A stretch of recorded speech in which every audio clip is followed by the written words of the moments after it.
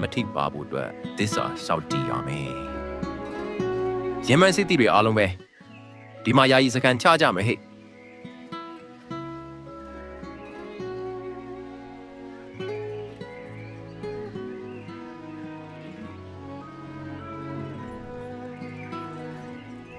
ဒီလိုနဲ့ကျန်စစ်သားနဲ့မနီးစန္ဒာတို့ဟာအပြန်လန်းခီးရှည်ကြီးမှာပဲတယောက်နဲ့တယောက်တန်ရောစင်တွေညှိတွယ်ပြီးတယောက်ကိုတယောက်ချစ်မိကြောင်းဖွင့်ပြောလိုက်ပြီးလန်းခီးထဲမှာပဲချစ်သူတွေဖြစ်သွားကြပါတယ်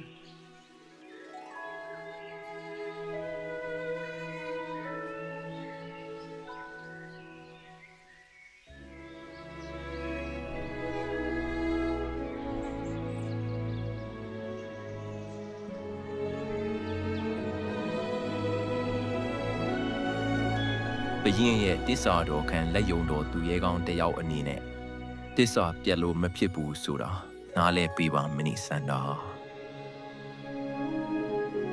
နောက်နေ့လိုပကံပြည်ကိုရောက်တော့မှမို့မနီးစန္ဒာကပကံပြည်ကိုမလိုက်လို့တော့ပဲချစ်သူနဲ့နှစ်ဦးအတူထွက်ပြေးကြဖို့ကျန်စစ်သားကိုညှိနှိုင်းပါတယ်အဲ့ဒီအခါမှာကျန်စစ်သားကတွန်းဆုတ်သွားပြီးမင်းကြီးအနော်ရထားကိုမဆန့်ကျင်လိုတာကြောင့်ပကံပြည်ကိုသာရောက်အောင်သွားဖို့ပြောလိုက်ပါတယ်